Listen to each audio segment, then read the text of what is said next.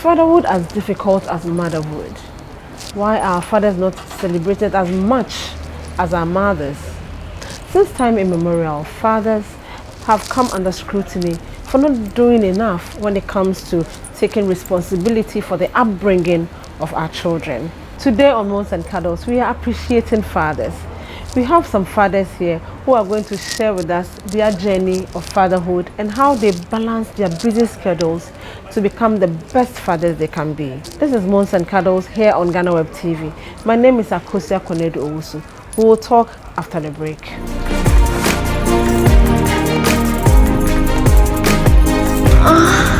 Welcome back to Moans and Cuddles here on Ghana Web TV. As I announced earlier, today we are appreciating fathers, and I have, let's say, two amazing fathers sitting right here and two here on Zoom, zooming in to the discussion. Let me introduce them to you. So to my immediate left, I have Salom Brantie. Salom, welcome. Thank you to Moans and Cuddles. This is the first time we are coming here, right? Yeah. I hope you come back. Hopefully. And next to Salom is my own fancy brother. Pijo to them. In the back of fancy. Because it looks like you know, fancy confederacy. You're welcome to Moans and Cuddles. And then I have my personal person, William Diego Parker Benin. You're welcome back to Moans and Cuddles. Or to then. It's a pleasure being here. Or to then. All right. All right, Musumu. I've been Brantie now. What's in our honor? So, guys,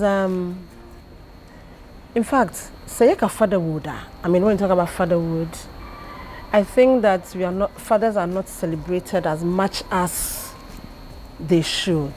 I mean, when Mother's Day is coming, you see how the whole family will sit together, plan dinner, breakfast, lunch, plan trips, shopping, and a whole lot for our mothers.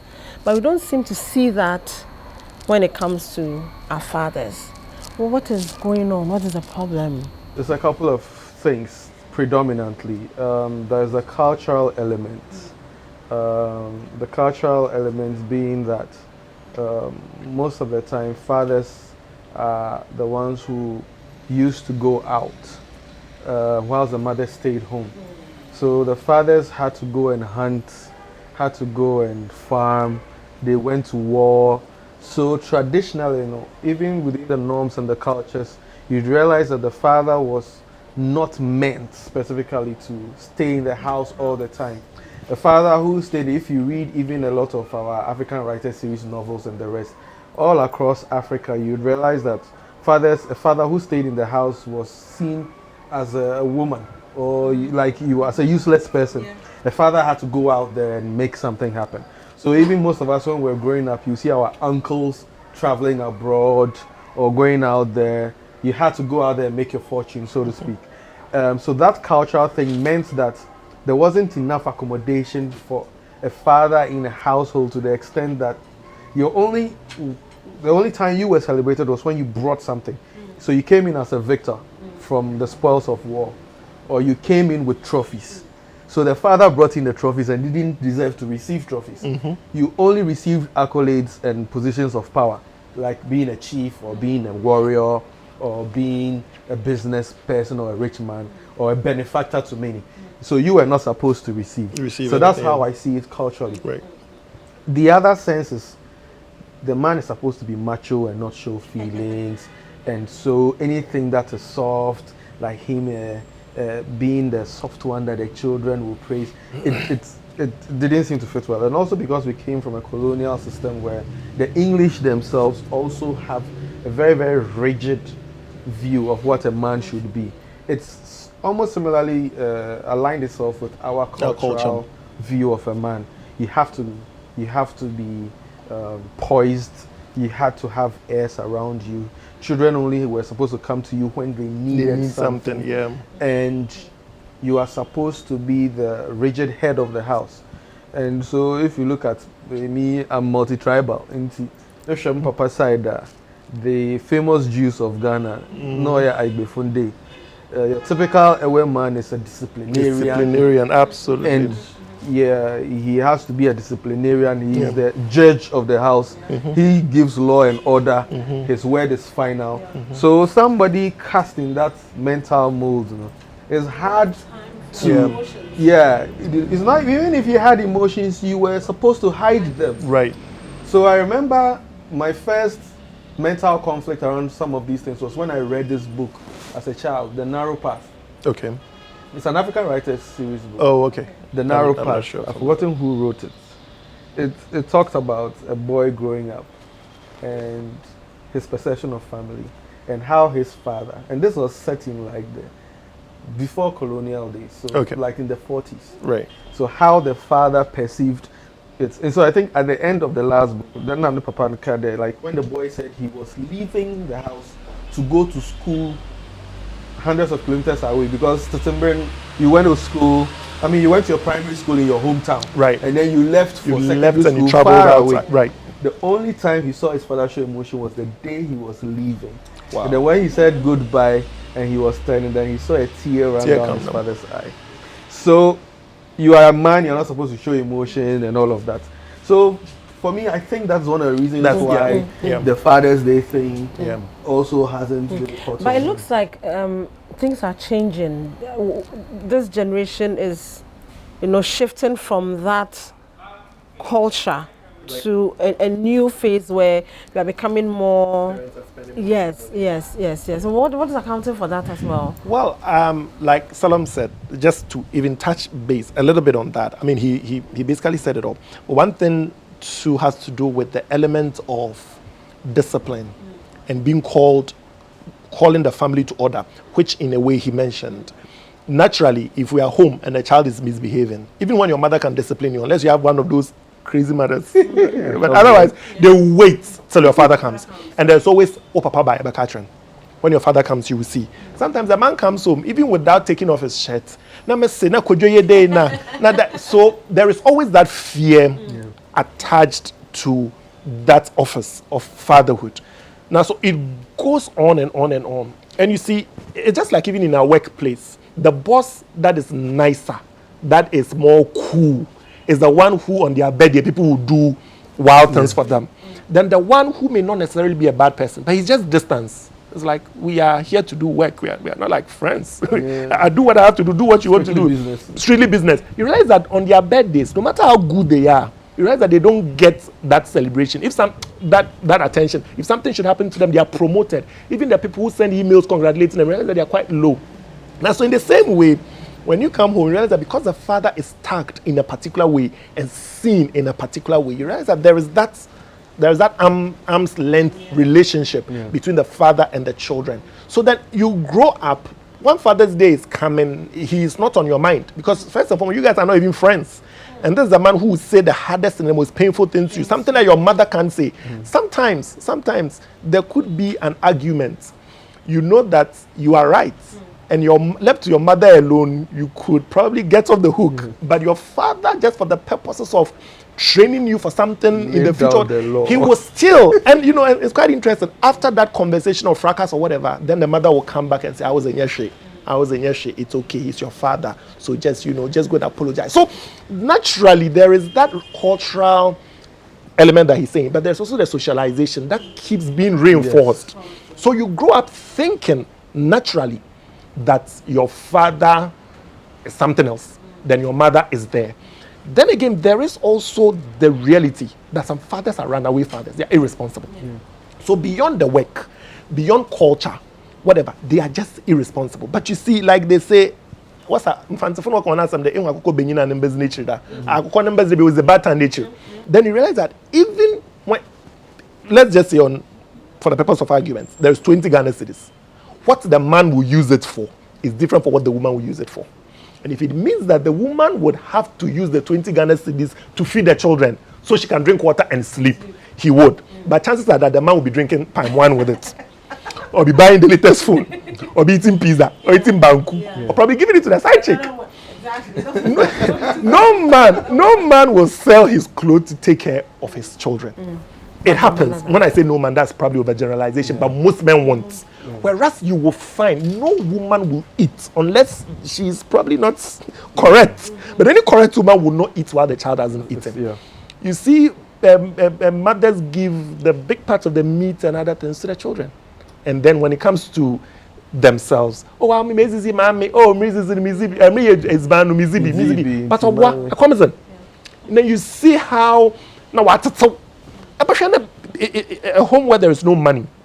Then you know gudaya no me shepe. And you're not so. You know, like you can see that really she is struggling. When a man is down to a particular amount of money, he will flat out tell you, I don't have money. Because for him, in his plan, this money, dear, I can't give it to anybody. Yeah. If all of you will starve or will sleep in the dark, we'll sleep in the dark. But this money, I'm not giving some to you. But there's nothing like that for a woman until her last penny is spent. So over time, and you know, children are smart. We learn, we watch. Sometimes you don't have to put it in words. Yeah. Our mothers don't have to come and cry to us. Our mothers don't have to come and say anything, but we see it. We see them cry. We see it in their eyes. And so as we grow up, naturally, we tend to appreciate them. So your question, so what is changing now? I think that now the world is becoming a smaller place. You know, these celebrations are going on all over the world. Now, when you also look at it, realize that in other culture, there is a lot of men who by their culture are a lot more responsible. So we are picking most of these foreign cultures, you know, where the man is also part of the raising of the children. There is a place for the man that is not even for the woman. And then all that, we are introducing it in. So I think that as we evolve as a society and people get to travel, people mix with other cultures, you see that these narratives are changing. So if you observe carefully, you realize that men who don't have a problem working from home, I'm not even saying being house husbands, but working from home, they normally are guys who have traveled out before, guys who have had certain kind of education, or guys who worked with certain kind of people, or they've had some kind of experience to the point that there is no problem being home. And if I'm home, it means I need to clean the house. So if my wife is working out there, the children have gone to school, I should be home. I don't think I have to work from home and then let them come to the field and come and clean it. So naturally, those men become a little bit domesticated because in their minds, the roles are not hard and fast. It's the edges or the different roles are a bit merged and it's a bit hazy. So we move in. I do a little bit of what the woman can do. She also does a little bit of what I can do. And then so I think that basically it's just the cultural interactions between different cultures that is changing the perception. And then the media also is also part of it, driving that agenda. Right. Okay, so we'll talk about the media when we come back. Don't forget, this is Moans and Cuddles here on Ghana Web TV. My name is Akosa Konedu Owusu. Today we are appreciating our fathers. We are trying to understand why we don't celebrate them as much as we celebrate our mothers. We'll be back after this break.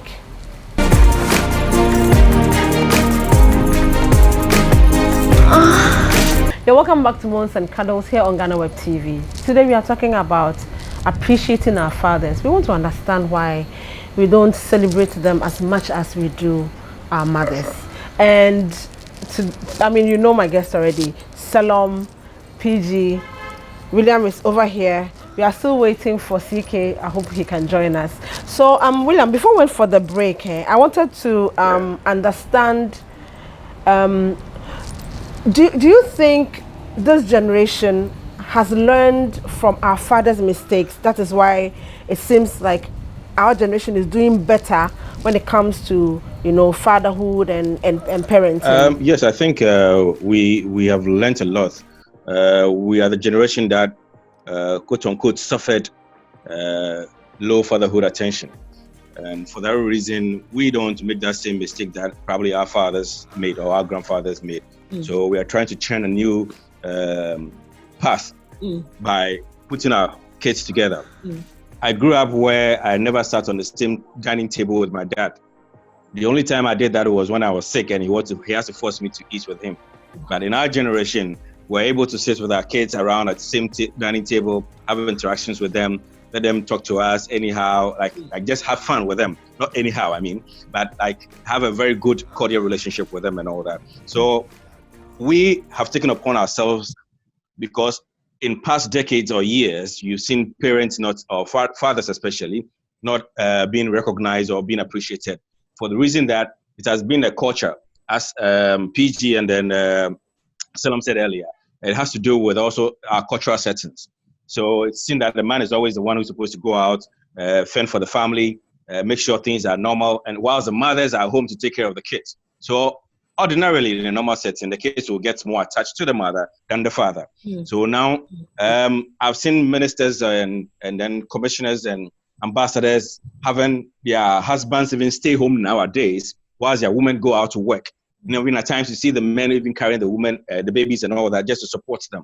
So the dynamics have changed. So I'm happy about that. I mean, some of us are also doing our best to also make sure things that we once upon a time encountered whilst growing up is not being repeated now. So yes, the attention is coming gradually, but I wouldn't say it has gotten to where we wish it to be. So tell me, for instance, you, William, you have a son. You don't live together. So how do you balance your time, work, and spending time with him? So it's been the case where I've always been the busy type, always moving around here and there. I remember when I used to work with City FM, for instance, and I used to work with Varsat One, now Kwesa TV. I have to go Kwesa TV in the morning, be at City late in the evening, closing at dawn, coming back home. So definitely I was living alone. So I couldn't possibly bring him over to take care of him. So then he has to be where he is. So what I do is to make time for him during weekends. So at times after church, I don't even come home, drive straight there. And he knows that I'm coming, to also cover up for not being with him all throughout the week or throughout the month. What I do is that I make sure whatever he wants or he asks me for, I get it. And to surprise you, I'll not even set off when he start calling, asking where I am. Have I gotten there? You'll be standing outside the gate waiting for me, that kind of thing. So it's just to also create that kind of bond because you're not there physically all the time. So you just do things to make him also fall in love with you and always wanting to be in your company. So basically what I do is that I try as much as possible, see him. And when I go there, I don't just go and sit with him and talk. And we go out. We'll sit together. If you go to my Facebook, you see a couple of pictures. We're sitting in the car together. We go out. Okay, Daddy, I want to go here. Daddy, I want to go here. We roam a little bit, buy stuff that he wants to buy. At times, you tell me you want to do shopping. So we'll go and do his shopping. Bring him back. You have your purse full. Exactly, So those things that linger on and keeps him, keeps me in his mind. And so he will always think about, okay, when Daddy's coming there, it's a party time. He's happy and excited. So those are the little things for me not being close to him, I do to make sure that the bond is still strong and better as all the time. And Salom, you travel a lot. I mean, I've known you for how many years, and I always see you somewhere. Just like you are like some former president. You like traveling. So you Salom, for instance, how do you make time for the kids? Yeah, luckily I have only one, but we are very good friends. I would say that, I blend experiences. So I wasn't as close as I would have wished to be with my dad. So I thought that it has to change from one generation to another. And to take from Williams, the thing about it is that we are getting more aware about certain things. We have watched movies. We have seen people who have close bonds with their fathers. And I think somewhere inside us, we also crave the same. So you don't want to be distant from your father. I mean, when we were younger, our fathers, your duty to the interactions with your father were very predictable. Yeah. You take their newspaper to them. You serve them food on the table. You clear the table when they finish eating. You shut up when they are watching news. It was only one TV in the house. And then they will tell you to go and change the channel because the remote controls were not there. They're not there. So you knew your role. When your father was, you'll be playing in the house. Once your father, when you share the car. Back in the day, there wasn't too much traffic. So by 6 p.m., your father is coming. So, So 6 p.m., you are running straight to go and bath and do your homework so that when the headmaster comes, you are already in good boy mode and you dare not be yourself around your father. But I think now, because of movies, a lot of things have changed and we are beginning to realize that I'm sure that somewhere in us we missed some part where we could even just talk about simple stuff with our fathers. Like, if you're a guy, I don't know how many guys ever told of our age mates ever told their dads about their first girlfriends, their second girlfriends, their third girlfriend? Your dad only got to know either when he caught you, one, or two, when you were going to telling him you're about to get married. Yeah. And so even for me, it was the same. And so I think it's so we want to know when our sons first started walking. We want to document everything. Like, I don't know about you. I was there when my son was born. Okay. I was in the hospital, right? Yeah, I watched everything because I wanted to do that. The previous generation, they'll be like, no. You go and sit somewhere with his friends and you'll be drinking. Then you'll be bragging to his friends. You'll be waiting for the news. Yeah, that kind of thing. But now we want to be more hands-on. I totally We want agree. to be more hands-on. We want to be part of it. So when it comes, and especially when it comes to even things like the homework and the rest, that's where some people even start the bonding. But then, so me like this, that I travel a lot. Usually, I would always video call my son. He will ask me where I am. We'll discuss. I mean, so sometimes I'll be like, he still doesn't understand the concept of countries very well. He's traveled out once, but so now he got it a bit. But then it's kind of like, okay, so I'm in this place, and he'll be like, oh, okay. And then I want to talk to him. He rather wants to go and do something else. Thank you. So he's the one rather who can be bothered. Typical boy. But once I come, he will always be with my wife to meet me at the airport, and then we'll go home, and he'll tell me his stories and all of that. And all the things I used to do when I was a kid, like little science experiments, and the rest I do with him. So and I'm getting to know him as a person. So one of the things I did to erase that barrier, because I knew I'm always not around, and I always wanted him to feel like he's close to me. He doesn't even call me daddy. He calls me Salam like everybody else. So when I'm with him and then I'm with people and then he comes like Salam. Then people like, how's you? I'm like, I'm teaching him something that respect is end. The fact that I'm his dad doesn't mean that he's obliged to respect unless I do stuff that reciprocates that respect. And because of that, we have this kind of special, but where he can tell me anything he wants, and he feels comfortable with that. And so regardless of distance, that feeling that he can always come to me, regardless of anything, I think that even means that he feels that as much as he's close to his mom, he feels that same closeness to me, and I am not away from him mentally. When I'm in the country, it's my duty to bath him every morning. Supervise him brushing his teeth, iron his clothes for school, prepare his lunchbox. Yeah. So you assume all those important roles that will actually bond with him. Yeah. So I assume all those roles. When he comes back from school, I have to supervise. So when I'm in the country, it's my job.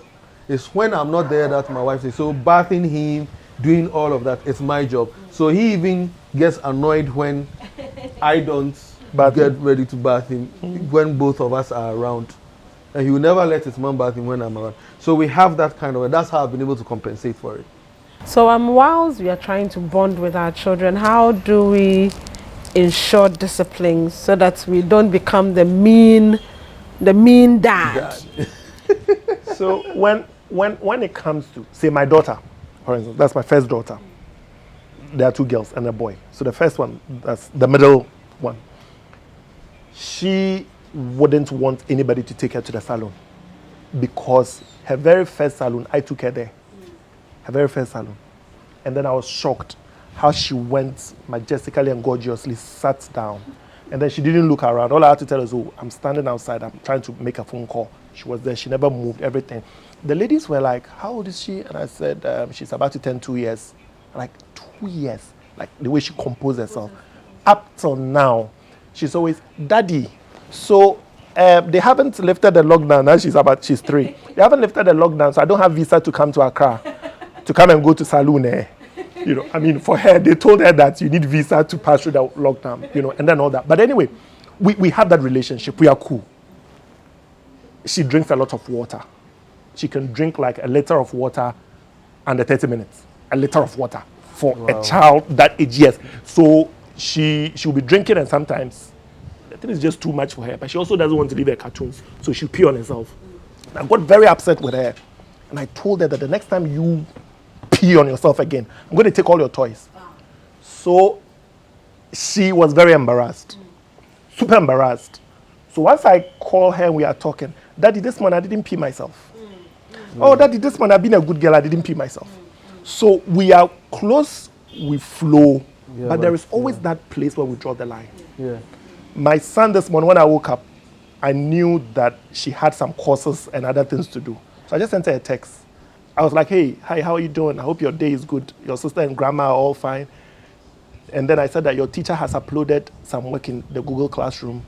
So go and look at it, sit quietly, and make sure that everything is done. Okay? Take care of yourself and be a good boy. So in this instance, I'm checking up on you just to have that bond. Yes. But at the same time, there's also a place for authority. So for me, this is it. There is a time where I speak English with you. We are cool. When I start speaking fancy with you, you know you are in trouble. I think my you know you are in trouble. Yeah. When I call you, hey, I won't answer that no. Then you know you are in trouble. It's like, Daddy, I didn't say, hey, I said, you know, so I think it's an art. Yeah, it's an art. As a parent, you should just know when to be indulgent, yes, when to be a disciplinarian. Yeah. And so in parenting, we have authoritative parenting, we have authoritarian parenting, and we have permissive parenting. Yeah. So the authoritarian parenting are the generation we are living. Yes. The ones that pour, so like the way you pour the drink, nothing goes back into the box. Everything is coming from the box into the jar. That's the relationship we had. Our parents always told us what to do. Talk down to you. Yes, you couldn't talk back. You didn't have an opinion. You are nothing. You're just an empty jar. Just receive. Let them pour into you. Then we have the permissive, which is the other way round. When a child snaps the finger, the father provides. When a child says, I want this, they provide. All you have to do is to point, they provide. So the sense that the person grows up without any sense of boundary, yes, without any sense of delayed gratification. Yes. So those are the people who grow up and when they have to steal to keep up a certain lifestyle, or they have to sleep around to keep up a certain lifestyle, or they have to do whatever because they haven't been taught. There's a comfort zone that they yes, are used to. They haven't been told where to delay their gratification. Steady, pass, get this. Everything they wanted, they get. Then there is authoritarian, where children are talked to. So parents will share idea with you. Children will speak back. We discuss. Yeah. Because your 10-year-old child cannot be treated like the 10-year-old child from 20 years back. Yeah. No. This child knows more internet than you. Yeah. This child knows what is going on probably more than you. So when they come back, so my son comes home one day, and then the mother was like, so our classroom, what's the son of girls with season, with bullying? I'm saying, hey, you're a taddy boy. Why are girls bullying you? It's like, no, it's not like that. My mates are telling me that I have a crush on a particular girl. I'm like, oh, crush. What's the meaning of crush? It's like, they say I love her. But me too, I don't love her. We are just friends. Me, I don't love. I'm saying, hey. How will you love her? So then I had to actually sit him down, explain the concept of crush, and then everything. Let her understand that, listen, when you go to school, know where to draw the boundaries. When you realize that you are being bullied, stand up for yourself, but don't fight them. Just talk to your teachers about it, and then all that. So we get to have all these bits and pieces of conversation where you have to have a conversation with him, let him understand what he does. And one of the things I always tell my wife is, whenever he does something and we are punishing them or we are punishing him, we need, for him, he's old. The girls are younger, so, for him, I'm like, don't just punish him. The punishment should be understood. Yes, there should be there should be a connection. Yes. That's so if you tell him that go to the corner and go and stand there, or you are grounded, or you are taking your toys, it shouldn't be that, hey, go to the corner and go and stand there, or you are taking your toys. He needs to connect the denial to whatever he's done, so that there's a negative reinforcement. He grows to understand that if you do this, you will lose this. Yeah. If you do this, you will gain this. So then that also builds a healthy competition in them, but also gives them a healthy fear for needless risk, because they know that as once I cross this boundary, I'm going to be in trouble. But then this is also healthy boundaries within which I can operate. So they have confidence. There is a place for teaching. There is a place for friendship. There is a place for discipline. There is a place for goofing. Because periodically we will goof a little bit, we'll fool around a little bit. But it all has to be in proper context so that the child doesn't cross boundary. And then, or the child doesn't also take you for granted, or you also don't come across as being too authoritarian. So yes. Okay, so we'll go for another break, and then when we come back, we'll wrap up with how to manage conflict and then we'll ask how we need to be celebrated, because I think fathers are doing amazing. This generation of fathers are doing amazing fatherhood jobs that we need to celebrate them more. My name is Akosia Kunedo, so this is Moans Cuddles. We'll be right back.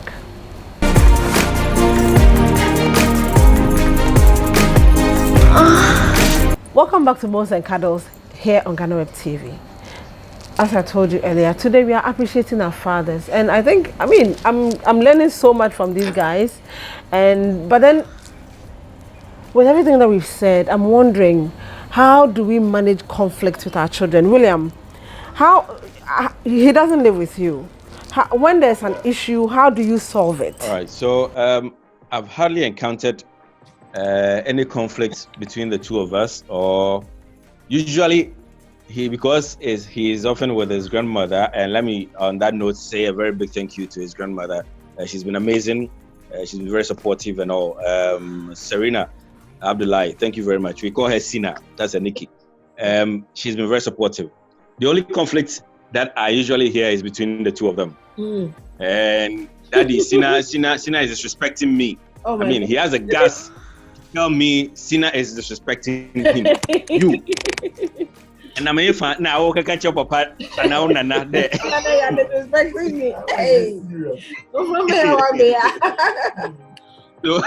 So talk to her, that kind of thing. Yeah. Then I need to find out what the issue is, and of course, in our cultural setting, the child can never be right in any situation. Yeah. So you just find out that, okay, so what did Sina do? And then you ask him, he says whatever he's supposed to say. Then maybe the grandmother will interject and say this and that, and then you get to know what the real issue is. So you just address it. Okay, Denzel, next time, don't say this to Sina. Do it this way. Go and say sorry. He's very good with the sorries. The moment you tell him that you should apologize, you quickly go make amends and say the sorry, and then things are solved. And that is it. But as a kid, trust you me, saying sorry and going back to do the same thing again is like a daily routine that they do. Yeah. You complain over and over again, but after a while, I'm sure when they grow up, things become normal with them, and they get to know that, okay, certain things they're not supposed to do and all that. So with the conflict, is not that severe, I can say, with him, me, and his grandmother, but things are very normal. Is usually him who is complaining that Sina is doing this, Sina doesn't like me, Sina beats me, and that. But it's the usual thing that kids complain about all the time. So it's not a major issue. He's just 7 years old. If he were like 17 and he was creating a lot of issues, then I have a big problem to step in and then correct things. But for now, we can allow certain things to go down the drain, and then just see how to just patch up, make him realize that when he's wrong, and he needs to apologize. Yeah, so how do we find a common ground so that our kids would understand that we correcting them doesn't mean that we don't love them, but correcting them rather, means we have their best interest at heart? Yeah, I think it's a matter of showing them or defining the boundaries and the consequences to them. My son, for instance, he's very environmentally aware for his age, but he's also very stubborn. And he has the tendency sometimes to throw a tantrum if he feels he's cheated. So I once identified that, okay, he's got a sense of justice. So I said, okay, fine. If someone did that to you, would you like it? No. Why do you do it to somebody else? So the same way you do it to somebody else that the person doesn't feel good about it, that is what you do, and then the person will resent you. So if you don't like the way you are feeling right now, imagine you doing the same thing to someone. So that was one of the first lessons I taught, that this how you felt right now. So sometimes I intentionally put him in a situation where he feels that this thing is not fair, and I'd be like, yes. So when you do that to somebody else, understand that the person also feels the same way. And if that is how you want to be treating people, then nobody will be your friend. So he treasures or values attention. And because I know he craves attention, he knows that if he does something that is bad, the threat is, look, I'm not going to talk to you. Your friend, yeah. I'm not going to be your friend. And then he will cry and be like he's sorry and all of that. because one of the things that was very difficult for him to say was sorry. Sorry, okay. And as much as he's a nice kid and all, I had to get him to the point where he should understand that apologizing to people, that was. So when he himself got to be in situations like that, I'll be like, yeah, you want me to say sorry to you, right? But you don't want to say sorry. Now, did you know how it feels? So I think that way you're able to have that exchange with them where they're able to rationalize that, okay, what am I doing? Is it fair to you? Or if they didn't do it intentionally, or if he didn't do something intentionally, he felt somebody was offended, he'll come to me or his mom and go like, this happened and he's not talking to me again. Did I do anything wrong? He's like, oh yeah, you did this one, so go say sorry. Then he'll go and say sorry because he knows he didn't mean to do it. And there are times also when he thinks that if I shouted on him at something, sometimes maybe he'll be decided, I'll be like, go, go, go, go, go. And then he takes offense because he thought that he was coming to play, and then he'll come back and say, you whisper. Usually when he does that, you come and whisper in your ear. You shouted at me. And I'll be like, oh, sorry, come on, and then we'll play. So that thing is that so for him and me, it's basically the conflict situations we have are basically you are in my space or you are disturbing me whilst I'm working, because I work from home a lot. If I'm not outside, I'm usually working from home, and then that's when he's coming with all his problems, which are not my problems at that point in time. And then you have to tell him, look, I'm busy, I'll see to you later. Then sometimes he gets annoyed or this, I'll be like, oh, sorry. So I think that one of the biggest things I realized was that with the difference with the previous generation and us, our fathers never said sorry to us. Yeah. So but they didn't even give you. No, they didn't even give you an explanation for what. Yes, you never have an explanation for anything. Yeah. So you always felt at certain points that they really didn't want to listen to you or your opinion meant nothing. Absolutely. But I also realized that once children feel that the opinion means something, they are ready to negotiate. Right. So even if they know that they are doing something wrong, and you talk to them and say that, look, what's happening here? Yeah. Because they know you listen to them. When you are offended, they take it more personal than when it was the previous time when whatever you do, your father is going to be angry or whatever. Be angry or beat you anyway. But this one is okay. So why is it he not? It's kind of like you having a best friend. Yeah. And then your best friend not minding you. Yeah. So you're like, oh boss, did I do anything wrong? Yeah. And so that kind of thing is there. And I realize that always when you have that two-way communication, they value it more than that one-way communication where it's a headmaster in this thing, instead of just somebody seeing you as a senior brother, as a father, as a friend, as an advisor and everything. So I think the thing is almost like mentoring them. You don't want your mentor you don't want to lose the attention of your mentor, lose favor of your mentor. So when you have that mentor approach to your son or your child, then they treasure that relationship more than just the filial relationship of father and a child. So when they would think twice before offending, because they want you to always feel proud of them. And that is the kind of mentality I've put in. So if you want me to be proud of you, do good. If I'm not proud of you, you know that, then if I go and I'm coming back, I'm not buying you any toys, I'm not doing anything. So that thing encourages them to always keep the two-way relationship going. So we are wrapping up, and this question I'm throwing to all of you guys. What's one thing did your father do to you that you cannot imagine yourself doing to your own child? For me, if there wasn't, my relationship with my father wasn't dramatic. It was pretty much a flat relationship. My father is a typical fancy man. Okay, not a fancy, he's a hunter. But of course, grew up in Takrady. So we all speak fancy, yes. So he's a very typical, Takrady man. He comes back from work, he's in his corner, he eats. My father wasn't there going out all over the place. If he goes out, he has something to go and do. Either he's going to teach people music, or he's going for one meeting or the other, or he's going to the bank or something, or he was also teaching and then all that. So, but aside that was a very cordial civil relationship. Most of the discipline and most of my personal upbringing came from my mom, because my mom was very aggressive, typical fancy woman. So very, very aggressive when it comes to discipline, and sometimes some of the punishment is to let you cook. Can you imagine? Like, you won't go out to go and play.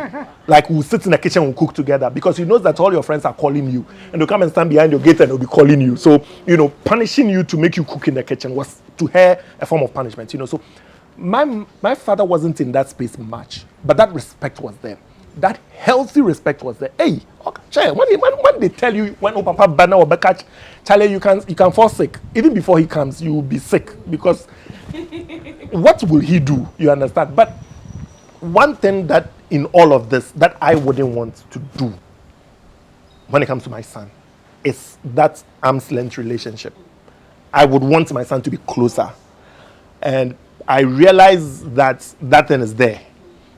Periodically when he's giving homework and he does it, all he tells his mom is that this the one daddy sees it, he's going to be super proud of me. He's going to be like super proud of me. Let me send this picture to daddy even before, So that relationship is there, and for me, I want to nurture it. I want it to grow, because I want him to be my boy, and I want to be his man, and I want my daughter to be my girl, and I want to be her man.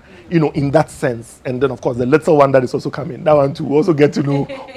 But aside that, basically, yes, I think that I had a generally good relationship with my dad. And yes, yeah. William, what about you? Yeah. All right. So I remember growing up. I remember when I started, I told you about the fact that he usually would probably come and stand outside waiting for me the moment he gets to know that I'm coming over. Unlike my time, when my dad is coming, all you need to do is to run away, enter the house, and if you are not cleaned up yet, go get something, clean yourself, and be the good boy or the angel that's you're supposed to be. Yeah. So that part I'm trying to correct. That was what I experienced when I was growing up, and I wouldn't want that to happen between me and my kids at this moment. The other part has to do with not really a bad thing, but for instance, as a teenager, you start developing these hormones and all that. You want to see girls in a different way and be with them and all that. My dad will come and stand, the moment you get a female friend visiting the house, you come and stand outside there waiting. And he'll be asking you questions. Any pretty that kind of thing. But I rather want to bond with my kid, whether boy or girl, and teach them the things when it comes to sex and all those things, so that they know what it is when they get to a certain age. When they are in their teens, they are very boisterous and rebellious and all that. But you find a proper way to tutor them, rather than making it seem as if is a no-go area, is a dreaded area. But yes, let them know the risk involved. Let them know the positive side and what they can do to take care of themselves in such situations. Those two things is what I wouldn't want to do, where my kids will be running away when they see me or when I'm coming, or I'll intrude into their personal lives and make them feel like they're doing the worst thing in life. But rather talk to them in a very cordial way, let them understand the risk and the positive side of all those things that is going to happen in their lives, because they're growing. They will definitely fall in love, get out of love, worst case, get broken-hearted and all those things. So let them know, rather than putting some fear in them as if it's the worst thing that could ever happen to anyone. Right. So, Salom. Yeah, I think that I had two sides of my life. When I was younger, I was a very geeky person. Okay. And my dad is also very geeky. But then when I was growing up, so my mom is also an alpha female. I've lived around the alpha females all my life. And like fancy alpha females they're all over the place, So I also started discovering that aspect of me, and I think our personalities were not the same. My dad would rather stay at home and be with books. I wanted to go out and experience the world. So this was my teenage years. So around my teenage years, because I wasn't exactly like my dad, that drift came. And he couldn't understand why I was like that, and I understand him, because he comes from a different generation and he didn't understand our generation, and so it took that distance is what I don't want to have, because I think that some of the most important times where you want your dad to be on your side is during your turbulent teenage years, when you are discovering different things about your own self. And like William said about women and about all of that, and not getting somebody to guide you or even tell you stories. My dad would only talk about books or whatever, but I wanted somebody who would tell me about life and all of that. We didn't have that, and that's one thing that I think was missing. And I always joke that I want my son to come and ask me what he should say to his first girlfriend. Chai. You know, I want that kind of thing, because I think it's important, because then from that, if you don't have that, you'd not know who your child is when your child is growing up, because they'll begin to keep secrets from you. But then the fact that our personalities are not the same shouldn't mean that we still shouldn't have the bond. So that's for one thing. I think my father didn't understand it, because he's very old school and they come from a different mindset, a different set of morality. Right. We came from a different mindset. The world just blew up in front of us. And some of our parents didn't understand that well. My father was one of those. But then I think that, so now, I think he's beginning to see a bit of that. So yeah, we talk each other a lot. But then, you know, the relationship is like you talking to your former headmaster. You know, it's never the same. It's never the same. So you feel it when you're a father that you don't want that distance from your kids. Yeah. But quickly, let me also just give a shout out to my mother-in-law, Auntie Anne Wilmot in Takrade. He's done an amazing job. She's been able to raise 2 doctors. So I don't have a problem with my kids with her. So, and she's really stood in the gap for us, because me and my wife are not in the same city. So, and she's come in between us to actually help hold the fort for us. So Auntie Anne, thank you so much. Yeah, that's really appreciate you. Auntie Anne, yeah, I appreciate you. Well, so this is how we'll bring this discussion to an end.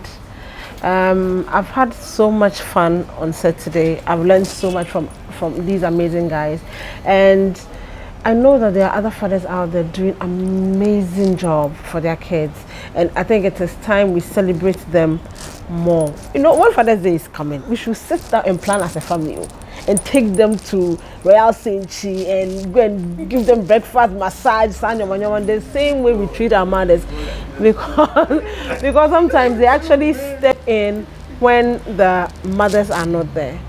Thank you very much, guys, for coming to Moans and Cuddles. William, for joining us on Zoom.